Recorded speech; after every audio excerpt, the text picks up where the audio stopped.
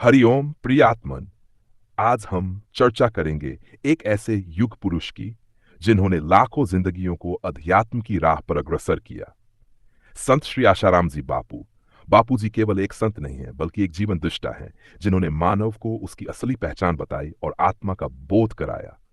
उनकी शिक्षाएं न तो किसी धर्म जाति में बंधी हैं, न ही किसी विशेष वर्ग के लिए। उनकी शिक्षाएं मानव मात्र के कल्याण के लिए हैं। उनकी शिक्षाएं तो सभी के लिए थीं, हर मानव के लिए एक दिशा, एक ज्योति के रूप में। बापूजी कहते थे, आत्मा का बोध ही वास्तविक धर्म है। वे कहते थे, तू शरीर नहीं है, तू आत्मा है। उनकी सबसे मूलभूत शिक्षा यही थी कि स्वयं को जानो। हम रोजमर्रा की जिंदगी में खुद को नाम, रूप, रिश्तों, पद और संपत्ति से पहचानते हैं, परंतु संत आशाराम बापू सिखाते हैं कि इन सबसे परे कुछ है, और वह है आत्मा। आत्मा अमर है, अविनाशी है, और वही हमारा वास्तविक स्वरूप है। जो आत्मा को जान लेता है वही सच्चा ज्ञानी है। उसके सभी दुखों का नाश हो जाता है। आत्मा को जानना ही परम पुरुषार्थ है। इस जीवन का मुख्य लक्ष्य स्वयं को जानना और पहचानना ही है, और यही वास्तविक मुक्ति है तथा ईश्वर दर्शन भी है। बापूजी कहते थे, साधना ही जीवन का सार है। बापूजी का मानना था कि जीवन में सफलता, शांति और समृद्धि का मूल स्रोत साधना है। उन्होंने अनेक साधनाएं सिखाई, जप साधना, प्राणायाम, ध्यान, गायत्री मंत्र, शिव मंत्र और ओम का जप।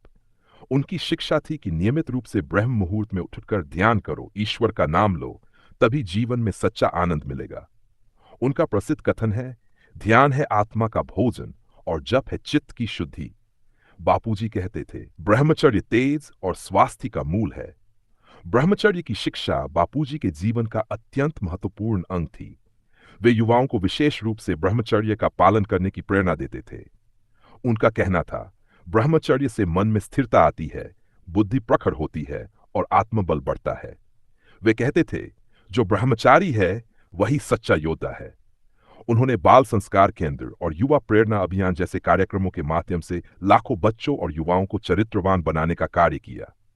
बापूजी अक्सर कहते थे, संस्कार ही परिवार और समाज की नींव है।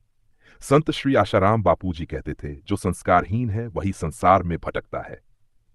उन्होंने माताओं से कहा, बेटा जन्म देना ही काफी नहीं, उसमें रामकृष्ण जैसे गुण डालो।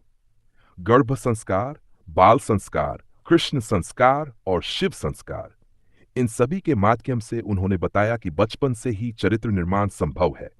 उनकी ये शिक्षा आज भी हजारों परिवारों में एक नई चेतना भर रही है। बापूजी का कहना था, जीवन साधारण रखो लेकिन विचार अच्छे होने चाहिए। बापूजी स्वयं अत्यंत सरल जीवन जीते थे। उनका आहार सादा, वस्त्र सफेद, व्यवहार विनम्र और उद्देश्य महान था। उन्होंने सिखाया कि विलासिता नहीं, संयम ही सच्चा वैभव है।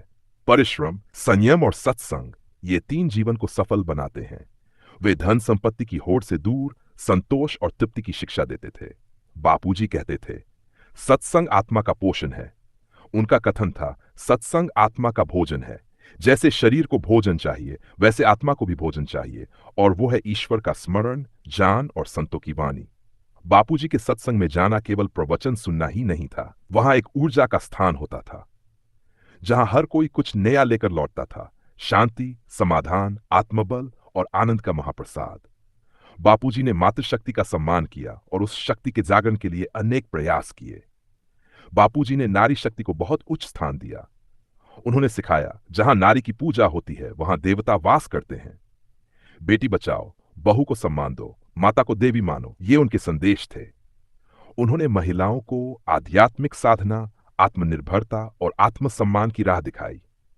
बापूजी ने परोपकार को महत्वपूर्ण बताया और कहा, सेवा ही सच्चा धर्म है। बापूजी का जीवन सेवा की मिसाल था। उन्होंने कहा, भक्ति और सेवा दोनों से ही ईश्वर प्रसन्न होता है। उनके आश्रमों से अनेक सेवाएं चलती हैं। गरीबों को अन्न वितरण, आदिवासी क्षेत्रों में विद्यालयों की स्थापना, दवाओं और वस्त्रों का वितरण, प्राकृतिक आपदा के समय राहत कार्य। उनकी शिक्षा थी, तुम जितना दोगे उससे अधिक तुम्हें लौटकर मिलेगा। उन्होंने कहा, प्रकृति और पर्यावरण का सम्मान करो, यही मानव जीवन को बचाएगा। संत आशाराम बापू ने वृक्षारोपण, गौ संरक्षण, प्राकृतिक चिकित्सा और सादा जीवन, उच्च विचार जैसे विषयों को विशेष स्थान दिया। उनका कथन था, प्रकृति हमारी मां है, इसे नष्ट मत करो, इसे पूजो। उनके आश्रमों में प्राकृतिक चिकित्सा पद्धति और जैविक खेती को भी बढ़ावा दिया गया। बापूजी ने नशा मुक्ति अभियान चलाया और कहा, नशा छोड़ो और आत्मबल को मजबूत बनाने की राह पर चलो।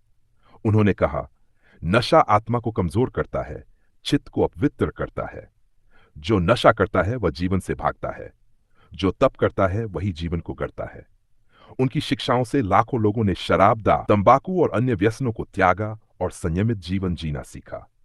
बापूजी ने कहा, ध्यान और जप ही दिव्यता की कुंजी है। वे कहते थे, ध्यान ही वह दीपक है जो अंधकार मिटा सकता है। उन्होंने कई सरल ध्यान विधियां भी सिखाई, सोहम ध्यान, ओम का जप, गायत्री मंत्र और महामृत्युंजय मंत्र का जाप। उनका मार्गदर्शन था, दिन में कम से कम 15 मिनट ध्यान और जप जरूर करें, यही आत्मा को बल देगा। उन्होंने गृहस्थ जीवन में योग और भक्ति का समन्वय सिखाया। वे कहते थे, गृहस्थ भी योगी बन सकता है।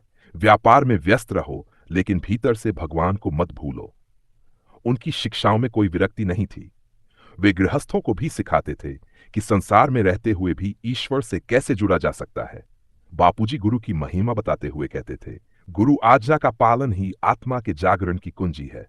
वे कहते थे, गुरु वह नहीं जो केवल शिष्य बनाता है, गुरु वह है जो शिष्य को शिव बना दे।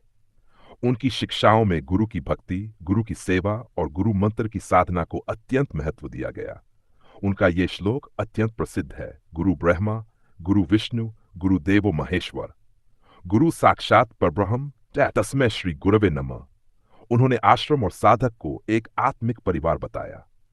बापूजी ने पूरे भारत में 400 से अधिक आश्रम और साधना केंद्र स्थापित किए, जहां रोज सत्संग, ध्यान साधना, संस्कार शिविर, यज्ञ और सेवा कार्य निरंतर चलते रहते हैं। इन आश्रमों में साधक केवल अनुयायी नहीं होते, वे एक आत्मिक परिवार का हिस्सा होते हैं, जहां जीवन को एक नया अर्थ मिलता है। उन्होंने सिखाया, संकट की घड़ी में भी धैर्य दे, यही साधक की पहचान है।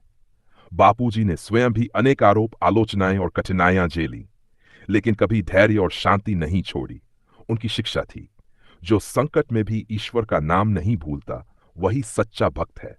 उन्होंने हमें सिखाया, परिस्थितियां कैसी भी हों, परमात्मा पर विश्वास कभी मत छोड़ो। प्रिय आत्मन, संत आशाराम बापू की शिक्षाएं केवल पढ़ने या सुनने की वस्तु नहीं है, वे जीने की कला है। उनकी बातें आत्मा की पुकार है, जो हमें भीतर से बदल देती है। उनकी हर शिक्षा हमें याद दिलाती है, तू केवल माटी का पुतला नहीं है, तू परमात्मा का अंश है। उठ, जाग और अपने आत्मस्वरूप को पहचान। तो आत्मन, मिलते हैं अगली वीडियो में एक और ज्ञानवर्धक और दिलचस्प विषय के साथ। तब तक आप खुश रहें, भक्ति में लीन रहें। आप भगवान की तरफ एक कदम बढ़ाए, भगवान आपकी तरफ 1000 कदम बढ़ाएंगे। धन्यवाद। दस